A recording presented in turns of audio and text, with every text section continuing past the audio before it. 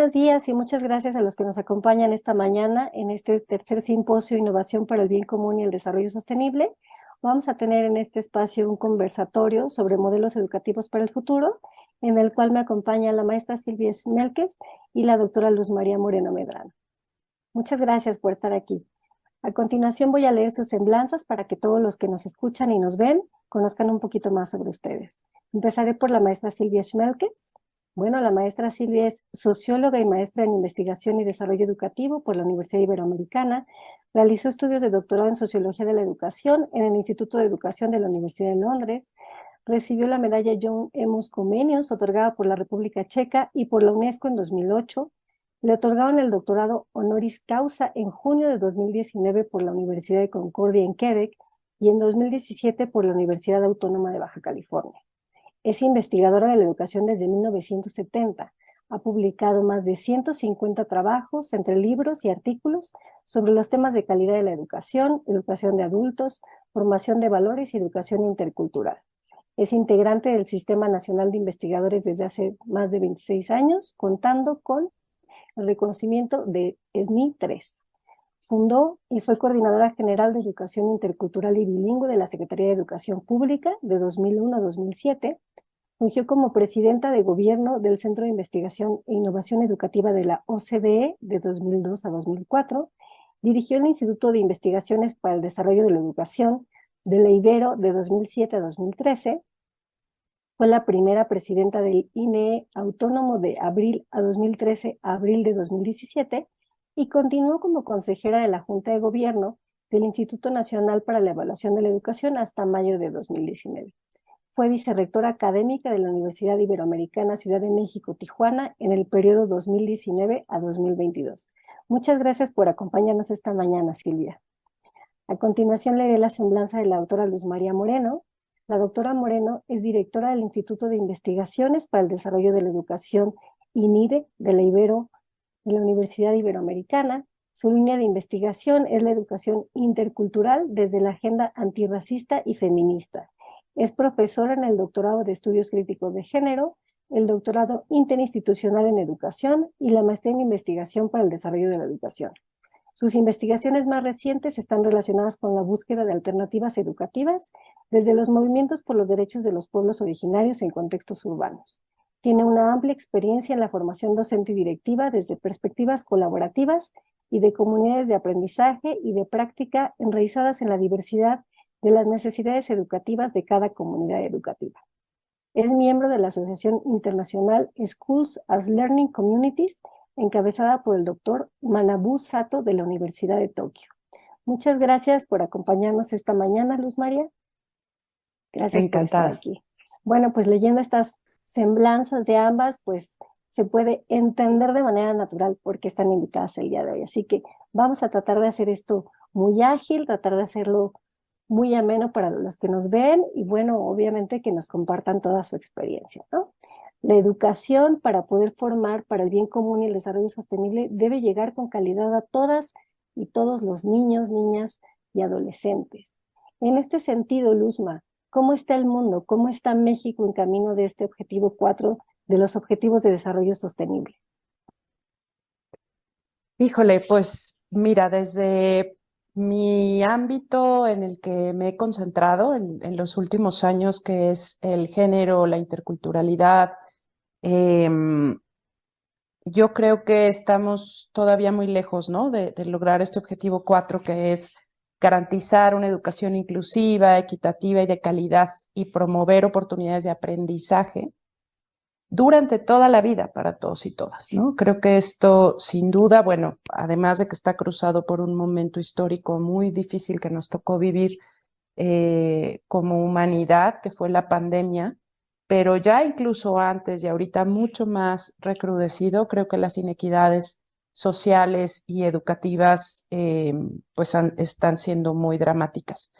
En términos de género, por ejemplo, México es el primer país de la OCDE en abuso de menores, violencia física, homicidios en menores de edad, ¿no? Y esto en la pandemia tuvo todavía un incremento mucho más dramático. Entonces ya ahí eso nos da una idea de cómo estamos en términos de violencia de género de infancias. Esto en el caso de las niñas, ¿no? Por ejemplo, una de cada 4 niñas en México han sufrido abuso sexual y solo una de ellas lo dice, ¿no? Y esto salió en un informe también de la OCDE sobre esto. Y esto son situaciones que cruzan clases sociales, ¿no? Por supuesto que están mucho más representadas en las clases más vulneradas, en las clases pobres, y justamente, como bien sabemos, es en las casas, en las escuelas, en donde más se dan estos abusos, en las calles, ¿no? Eh, y bueno, sabemos que estos traumas de la violencia de género en las infancias, pues es un trauma similar al que se experimenta, por ejemplo, en una guerra, en un secuestro, en un desastre natural, ¿no? Entonces, imagínense cómo se ha estado metiendo como en una olla de vapor todas estas experiencias a lo largo de la vida de tantas personas y bueno, no por nada acabamos de ver en la marcha del 8M como cada vez somos más, las calles se llenan más, en fin, ahí hay todo un tema pendiente en género. Y a esto se le agrega también toda esta campaña que hizo la UNICEF, por ejemplo, este año, eh, de la violencia de género en las redes, ¿no? Entonces hay un tema ahí de la tecnología y género y cómo le vamos a hacer para que también se acorten estas brechas tan fuertes digitales y también estar pendientes desde la parte educativa de qué tipo de violencias se dan, ¿no? Sabemos también, por ejemplo, que el 73% de aumento en la pandemia de pornografía infantil, ¿no? Sabemos de la Deep Web y de todos estos tratas que hay ahí en cosas así inimaginables y que están nuestras infancias metidas. Entonces, bueno, no por nada estamos en un momento de efervescencia, de denuncias de acoso, de abusos, y bueno, ahí nos toca entrarle en serio dentro de la parte educativa. Ahora sí, sí. Revisamos también otros estudios muy recientes que se han hecho de cómo están tomando las juventudes todos estos temas de las inequidades de género. También tenemos algo muy preocupante, que no estamos logrando trabajar todavía hacia el diálogo y la construcción de sociedades que sean eh, mucho más tolerantes, ¿no? En estas cuestiones. Entonces, hay varios países en América Latina en donde si tú les preguntas a los jóvenes hombres entre 15, 20 años que opinan de todos estos movimientos, todavía tienen esta interpretación de que las mujeres están queriendo quitarles poder, ¿no? Que estamos queriendo oprimir al sexo opuesto. Entonces ahí también hay muchísima cuestión educativa de decir, oye, lo que se busca es igualdad, lo que se busca es nuevas masculinidades no tóxicas, otro tipo de espacios, dialogantes, consensuados, en fin. Entonces ahí tenemos también una beta tremenda que no hemos logrado eh, discutir lo suficiente. Y en términos de interculturalidad, así rápidamente al ratito en el otro segmento podemos hablar más al respecto, pero el tema de interculturalidad, por ejemplo, el racismo y el clasismo son los principales problemas que tenemos que resolver para lograr sociedades verdaderamente interculturales, ¿no? Y ahí, pues solo revisando nuestras propias prácticas racistas y clasistas es como podemos pensar en la construcción de este bien común que estamos pensando, ¿no? Claro. Gracias, Luzma. Pues nos relatas un panorama no agradable, pero real, ¿no? O sea, tenemos mucho que trabajar. Muchas gracias. Silvia, ¿tú cómo ves esto? ¿Cómo está el mundo? ¿Cómo está México en el camino de este objetivo? Pues mira, yo creo que tenemos que aceptar que estamos muy lejos de lograr la meta que se fijó para esta fecha del 2030, ¿no? En el mundo hay 260 millones de niños, niñas y adolescentes que no están en la escuela. Y en México estamos contribuyendo con 5.2 millones de esos 260 millones. Desde luego, pues como sabemos, la pandemia tuvo un enorme impacto y en el caso de México, como el de muchísimos otros países, la pandemia se sobrepone a un sistema educativo que ya de antemano era sumamente desigual, en el que las niñas, niños y adolescentes del medio rural, los indígenas, los jornaleros agrícolas migrantes, los niños y las niñas que trabajan, los que tienen alguna discapacidad, el 51% que vive en condición de pobreza y que combinan estas características, digamos, interseccionalmente, tienen menos oportunidades de acceder, sobre todo al preescolar y a la educación media superior, de permanecer en la escuela, de transitar por los diferentes niveles educativos, pero lo que es más grave también, asistiendo a la escuela, pues tienen menos oportunidades de aprender, que para eso es la escuela, ¿no? Eso es lo absurdo. De hecho, en el mundo después de la pandemia, se calcula que el 60% de los niños de 10 años no pueden entender la lectura de un párrafo. En México México participó en una prueba que se aplica en América Latina, que se llama ERCE, y la última prueba se aplicó antes de la pandemia, en el año 2019, pero por ejemplo ahí el resultado de que el 58% de las y los estudiantes de sexto grado no eran capaces de leer textos de una complejidad apropiada a su edad. Y el 62% no es capaz de resolver problemas matemáticos que requieren interpretar información en diversos formatos o recurrir a más de 2 operaciones aritméticas, etcétera, ¿no? Entonces, estos son indicadores de cómo pues estamos realmente pues deficitarios en materia de calidad de los aprendizajes, que es lo que permite además después tanto seguir aprendiendo como desempeñarse bien en la vida. Y por otro lado, pues estamos en el año 2019, según esta prueba que mencioné, estamos igual que en el 2013, no hemos avanzado nada, ¿no? No pudimos en esos años que no había pandemia avanzar en mejorar nuestros niveles de aprendizaje. También sabemos, no de esta prueba, porque desgraciadamente esta prueba no tiene un informe para México, porque México no pagó la parte que le correspondía, entonces nada más tenemos los datos comparativos, pero sabemos por otros estudios que quienes menos logran estos aprendizajes son los estudiantes que están en condiciones de pobreza, los rurales, los indígenas. Y en esta realidad, pues cayó la pandemia y agravó todo. Aumentó la deserción escolar, exacerbó las desigualdades y tuvo efectos devastadores que todavía no medimos, desgraciadamente, sobre el aprendizaje. Y lo más grave es que pues no vemos que estemos haciendo mayor cosa al respecto, que no estamos enfrentando esta emergencia que significó la pandemia. Y entonces a mí me parece que es necesario enfrentar esta desgracia, porque la desigualdad educativa y la desigualdad en calidad de la educación y de los aprendizajes, yo creo que es el problema más grave de nuestra educación. Como todos sabemos, la educación es el mecanismo de movilidad social legítimo por excelencia, pero en México, al parecer, más bien estamos reproduciendo las desigualdades sociales y económicas a través de la educación, y además no estamos permitiendo la emergencia de la diversidad cultural, sino más bien oprimiéndola. Yo hasta aquí lo dejaría en esta primera ronda. Muchas gracias, Azucena. Muchas gracias, Silvia. Bueno, pues con esta primer pregunta, pues vemos el panorama desolador que tenemos en México, evidentemente en el mundo. Ya nos lo dices tú, Silvia, tenemos un rezago de más de 10 años, seguro, porque estamos igual que en el 2013 y deberíamos de estar muchísimo más actualizados. La pandemia vino a encrudecer esto y más con los temas de género que comenta Luzma, ¿no? Entonces, pues sí tenemos aquí un grave problema. Para profundizar en este tema de interculturalidad, Luzma, tú eres especialista en estos temas de género y de interculturalidad. ¿Qué aporta la formación en equidad y contra la violencia de género y la educación intercultural al bien común? En ese sentido, ¿cómo está nuestro país?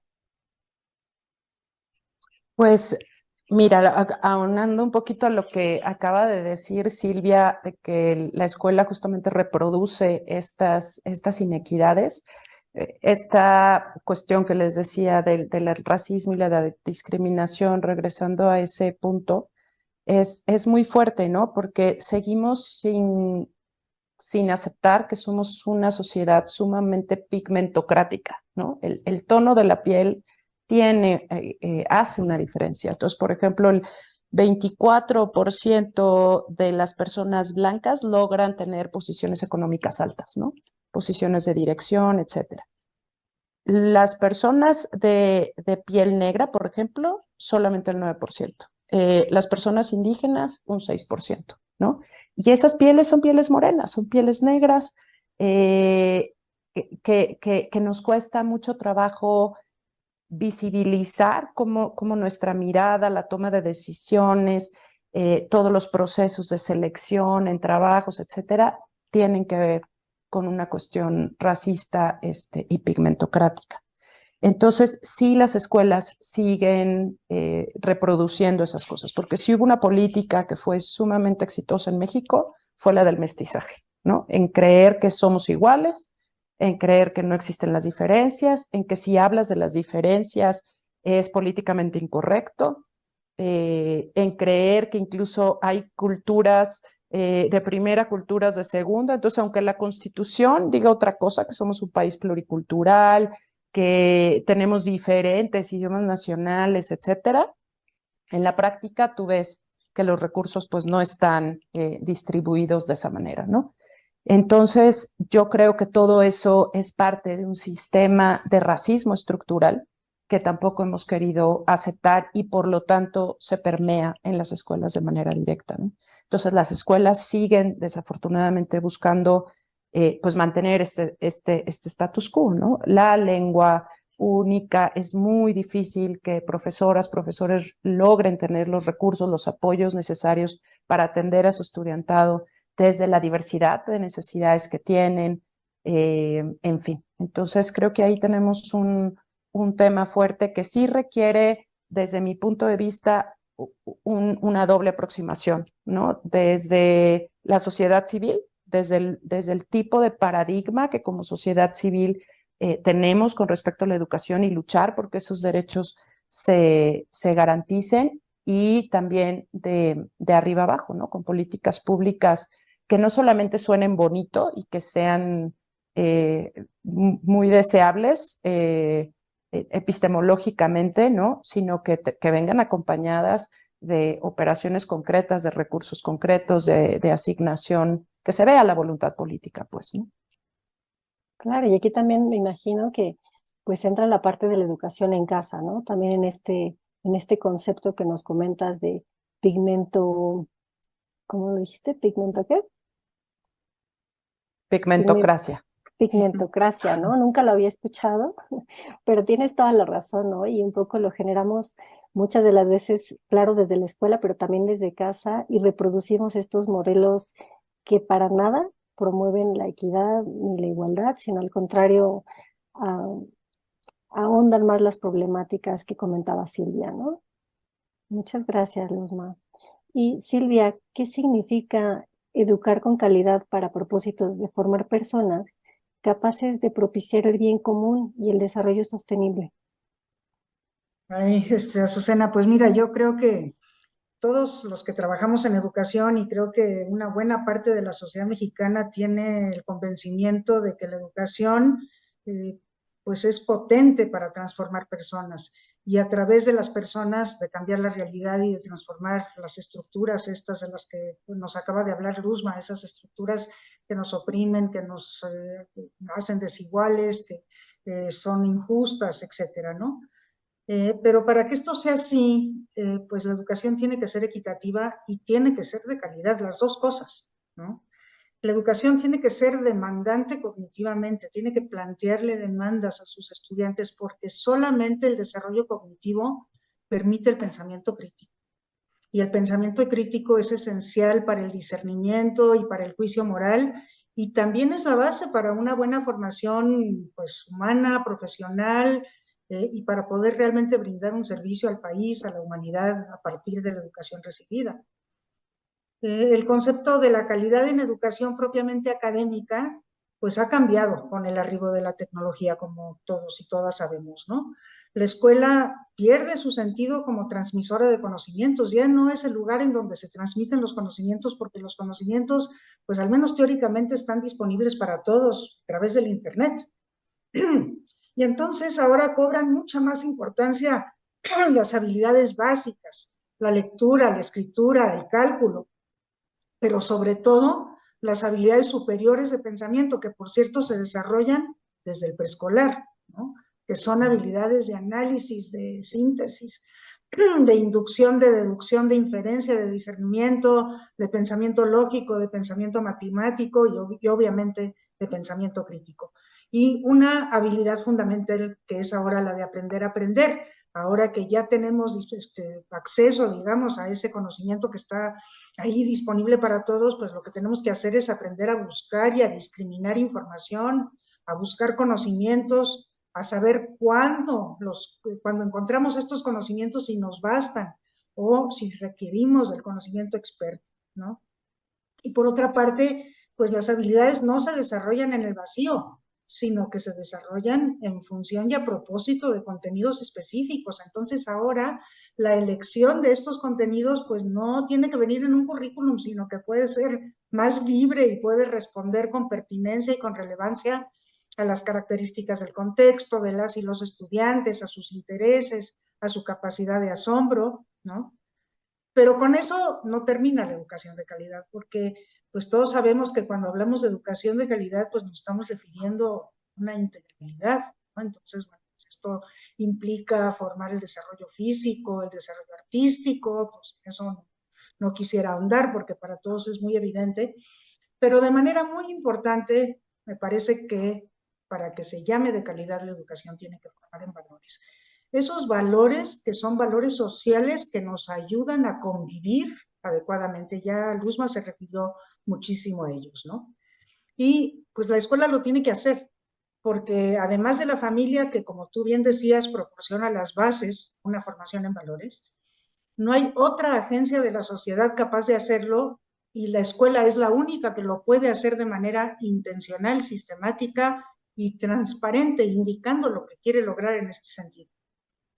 Y estos valores que nos permiten vivir en convivencia, tener bienestar, llegar al bien común, son la justicia, el respeto a toda persona y a toda cultura, la responsabilidad ciudadana, los valores que están implícitos en la democracia, como la tolerancia, la participación informada, la paz, la resolución de conflictos, la equidad de género, la interculturalidad, el desarrollo sostenible. Y este último, el desarrollo sostenible, tiene un ingrediente valoral innegable, porque de lo que se trata es de que las personas nos comportemos de manera tal que no dañemos al prójimo que conocemos, pero al prójimo que no conocemos, que tampoco lo dañemos, y también al prójimo que todavía no nace. Y el salto valoral que eso implica, estar consciente de aquellas personas que no conocemos, que nos quedan lejos o que vendrán en el futuro, es un salto valoral muy importante que solamente puede darse si hay una formación en valores.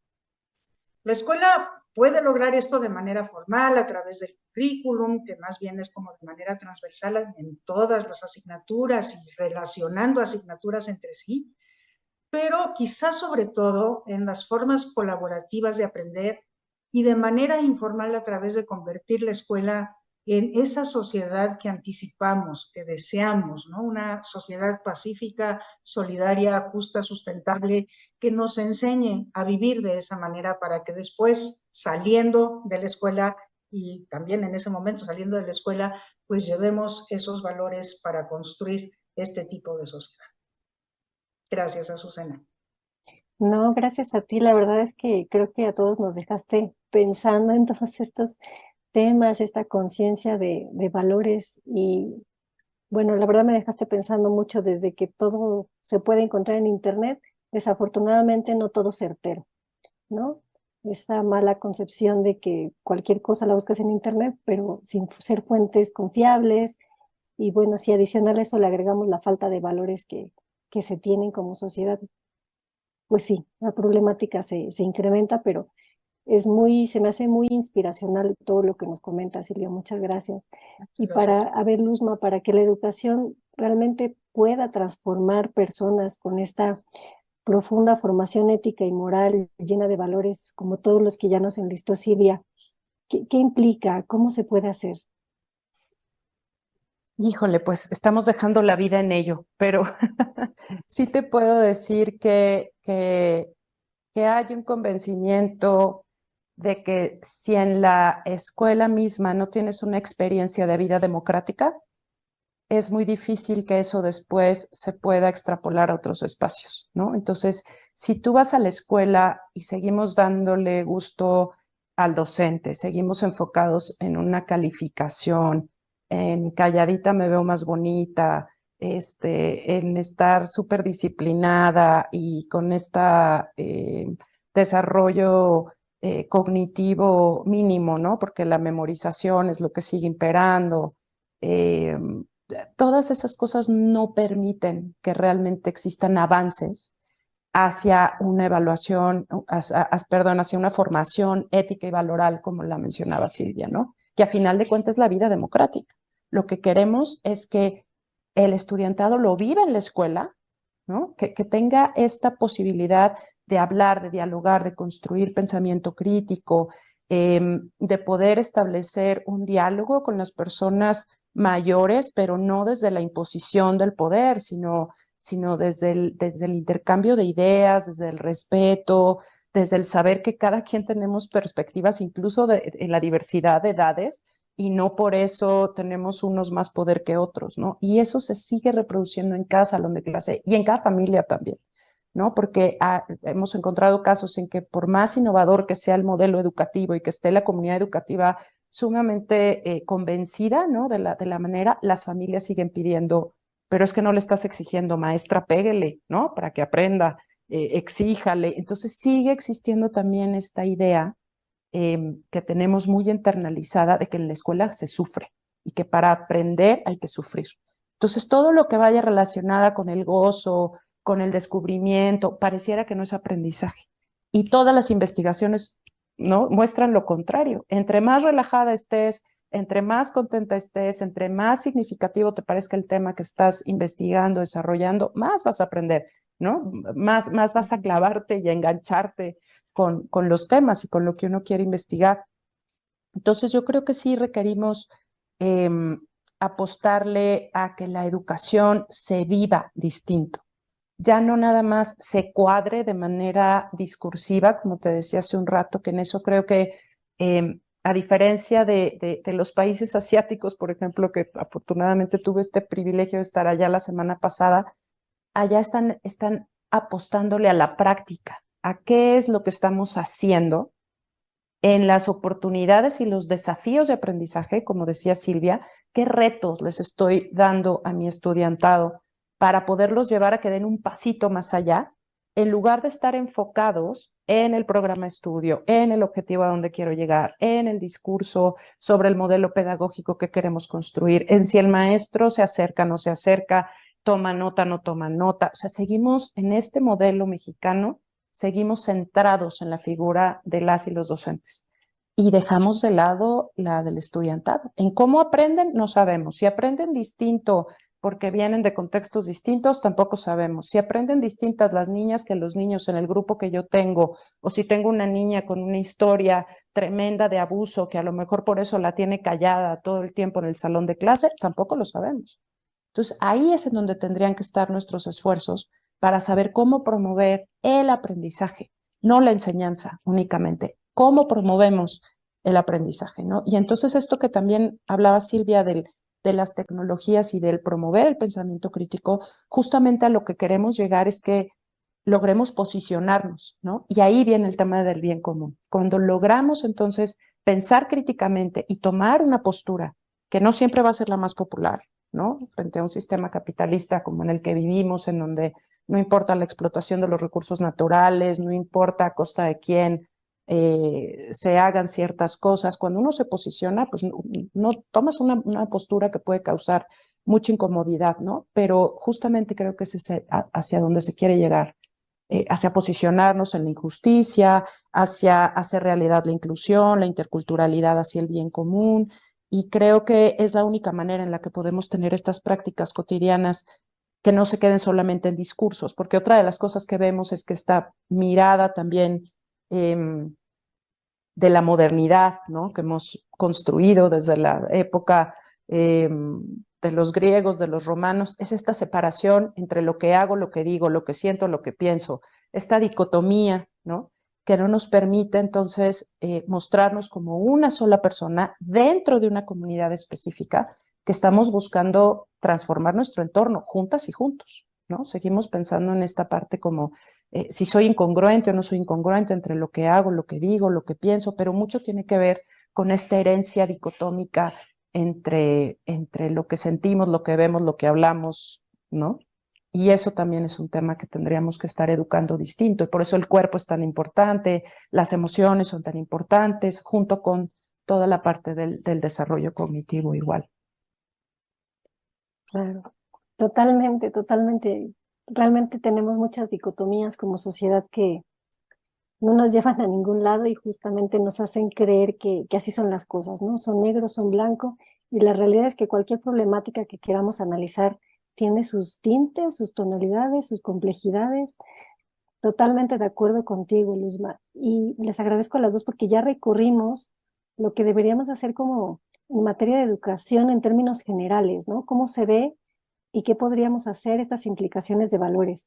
Pero ahora una pregunta, empezando contigo, Luzma. ¿Cuál es el papel de estas instituciones de educación superior en promover esta educación para el bien común y el desarrollo sostenible? Uy, pues ahí tenemos una tarea increíble, ¿no? Es fundamental que como instituciones de educación superior tengamos la conciencia de la responsabilidad que tenemos al generar conocimiento a partir de lo que está pasando en el mundo, a partir de esta respuesta urgente ante los problemas que más están afectando al planeta, ¿no? Y sobre todo enfocados a las poblaciones más vulneradas. Entonces, si nos vemos como una burbuja, las instituciones de educación superior, y con esta vocación cientificista, academicista, separada del mundo, creo que ya perdimos.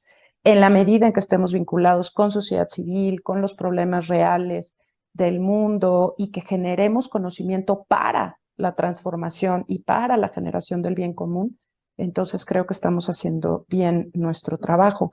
Y bueno, ahí a mí me da mucho gusto compartir este panel con mi gran maestra Silvia, porque cuando ella fue vicerrectora y se hizo el cambio curricular, por ejemplo, en la Ibero, los 3 ejes transversales que ella propuso justo eran estos, ¿no? El género, la interculturalidad y la sustentabilidad.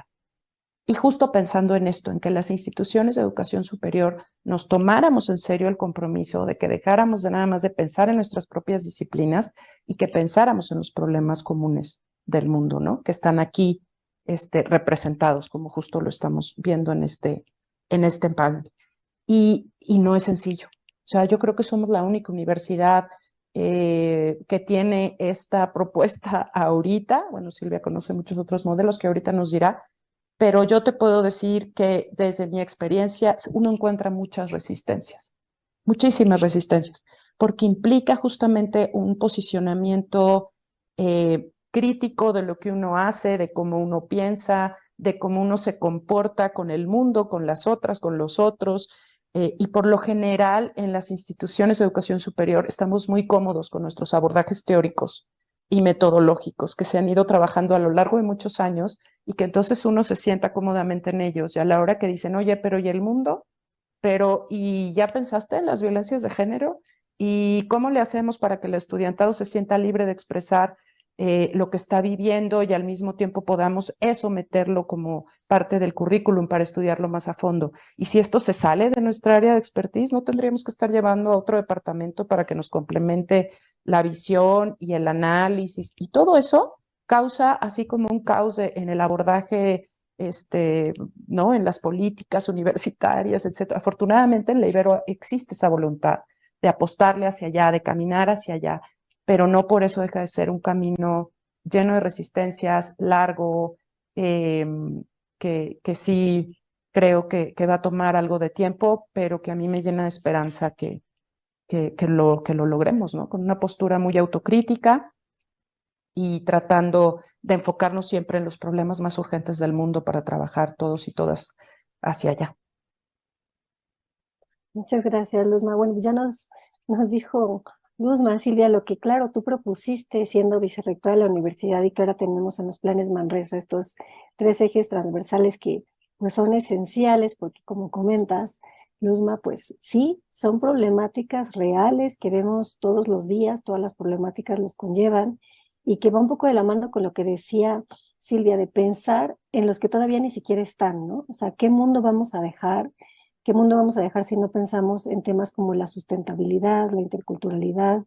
¿Para dónde vamos, no?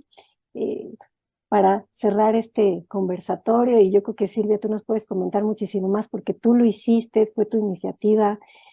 ¿Cuál es el papel que las instituciones de educación superior deberíamos de hacer para justamente seguir promoviendo una educación que aporte al bien común y al desarrollo sostenible? Pues muchísimas gracias. Te agradezco esa pregunta, Azucena, porque, bueno, tuve la oportunidad, sí, desde la vicerrectoría de tratar de impulsar algunas de estas cosas y también de participar en el documento base de la tercera Conferencia Mundial de Educación Superior, que fue en mayo del 22. Y bueno, en ese documento base trabajamos muchas ideas al respecto que yo quisiera compartir algunas poquitas con ustedes, ¿no?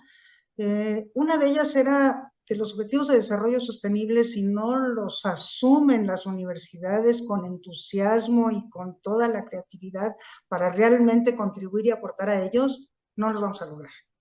Así de fuerte es el asunto, ¿no? Es decir, las instituciones de educación superior están posicionadas de tal manera que son ellas quienes tienen que impulsar al mundo hacia el avance de los objetivos de desarrollo sostenible. Bueno, porque generan conocimientos que justamente la idea de la generación de conocimientos es que tarde o temprano se resuelvan los problemas que tiene la humanidad, ¿no? También generan las tecnologías, como bien sabemos, que pueden resolver muchísimos de estos problemas. Y una cosa muy importante que es que disfrutan de la confianza de las sociedades. De hecho, hace poco se hizo una encuesta aquí en México en donde se constata eso, ¿no? Las instituciones educativas son las instituciones en las que más confianza, después de la iglesia, tiene la población. Y las universidades están claramente entre ellas. Entonces, la responsabilidad es enorme para las instituciones de educación superior. Pues es una responsabilidad histórica. Si no la tomamos ahora, quién sabe qué pasará, digamos, con estas instituciones y con la humanidad en el futuro, ¿no?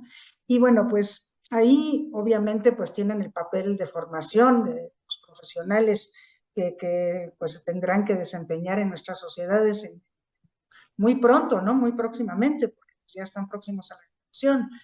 Y bueno, pues estos profesionales tienen que estar formados de modo tal que entiendan que deben contribuir a resolver los problemas que sufrimos como humanidad y como país, y que esto lo tienen que hacer desde su actividad profesional cotidiana, pero tienen que estar preparados para hacerlo desde el punto de vista profesional, desde luego, y con mucha calidad, porque ya dijimos que la calidad aquí importa mucho, pero también valoralmente, ¿no?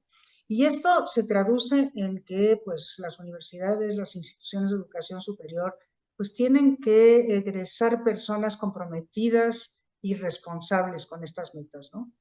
Y para poder hacer esto, pues lo primero que tenemos que reconocer es que esos problemas a los que hay que aportar pues, son problemas complejos y que hay que formarnos de manera compleja. Es decir, interdisciplinariamente, como ya bien decía Luzma, o mejor aún transdisciplinariamente, ¿no? Y esto lo que significa es que, bueno, las instituciones tienen que poder trabajar, o sea, las personas tienen que poder trabajar con otras y otros profesionales de diferentes disciplinas y no de manera aditiva o agregada. Tú haces esto y yo hago lo otro y luego a ver cómo se juntan, sino de manera articulada, sinérgica, produciendo juntos conocimientos nuevos, ¿no?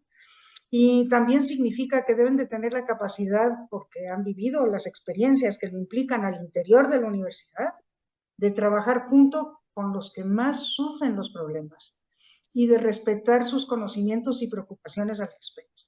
Y eso implica derribar no solamente las barreras entre las disciplinas, que eso es fundamental, sino también entre la academia y la sociedad en general. Esto es especialmente importante para el desarrollo sostenible. Porque, por ejemplo, ahora sabemos que los países megadiversos en lo biológico son también megadiversos en lo cultural y eso no es casualidad. La mayor diversidad biológica se encuentra ahí donde están los pueblos originarios. Y entonces ahora podemos entender que hay un conocimiento ancestral en los pueblos originarios que la humanidad ha menospreciado, que ha ignorado, ¿no? Y que se ha perdido de un gran valor para la humanidad entera. Y entonces eso es un llamado a que las universidades, las instituciones de educación superior favorezcan el diálogo epistemológico y estén preparadas para construir conocimientos y soluciones junto con estos pueblos, que parecen tener mejores soluciones que nosotros a los problemas de sostenibilidad. Y bueno, las instituciones de educación superior también tienen que hacer investigación. Y si bien pues hay que proteger la libertad de investigación, a mí me parece sumamente importante que exista la libertad de investigación, pero también es cierto que toda investigación tiene que poder responder a la pregunta de esto que estoy haciendo, ¿para qué va a servir?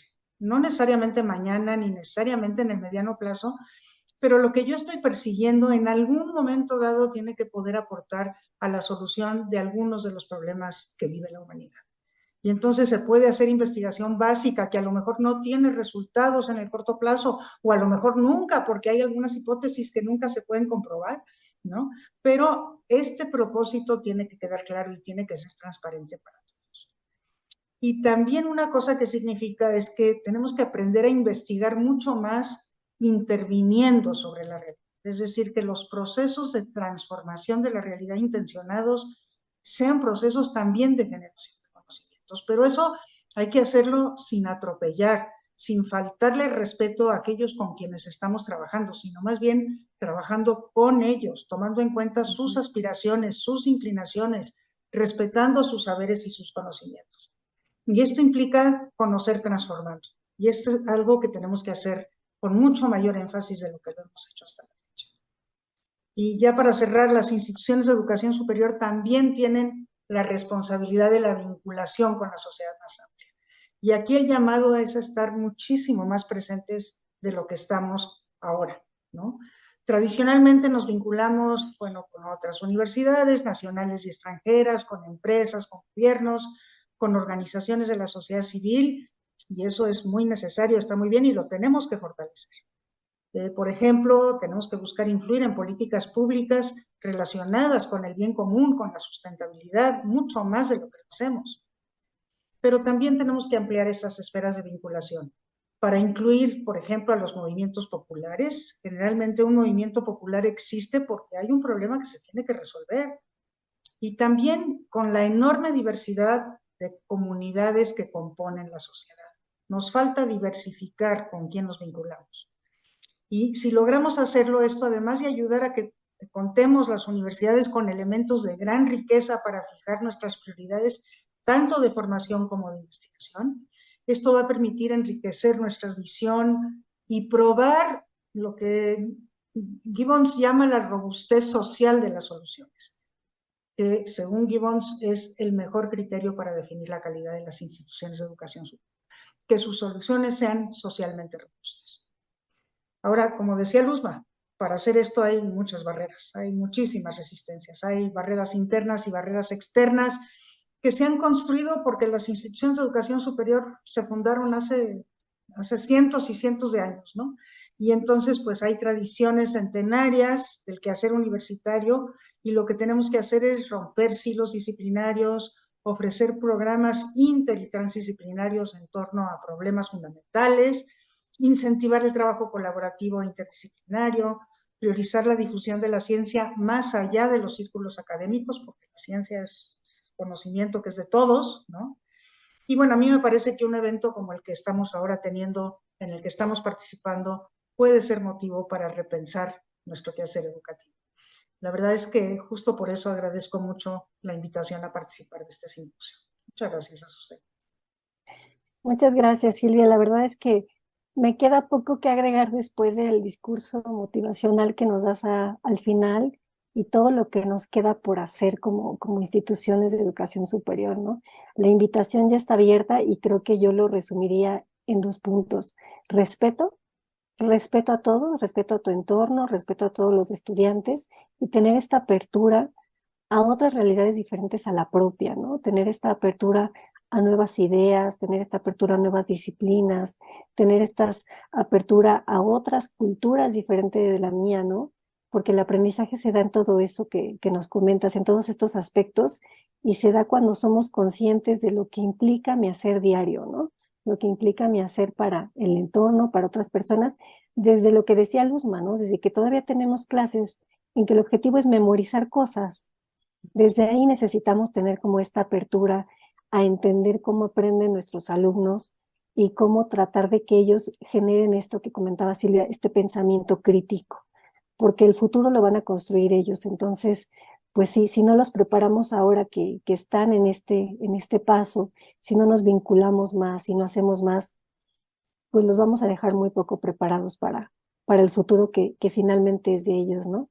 Les agradezco mucho a las dos, qué rico conversatorio, qué rico diálogo hicimos, y bueno, esperamos que esto sea motivacional para los que lo ven, para los jóvenes, que entiendan que este futuro es de ustedes y que este es el momento de aprender más, como dice Luzma, de no quedarte con lo que dice un profesor, sino ir, investigar, preguntar, leer más, acercarte a los movimientos, si consideras que para ti son valiosos, acercarte a los temas que para ti son importantes y vivirlos, ¿no? No solamente leerlos y revisarlos en un libro, sino pues tener más esta acción para, como dice nuestro rector, generar incidencia, ¿verdad?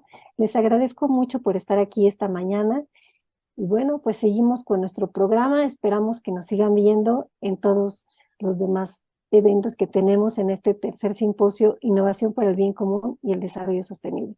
Muchas gracias a las dos. Gracias Muchas a ti, gracias. Gracias Azucena. por tu Saludos. excelente moderación. Hasta luego.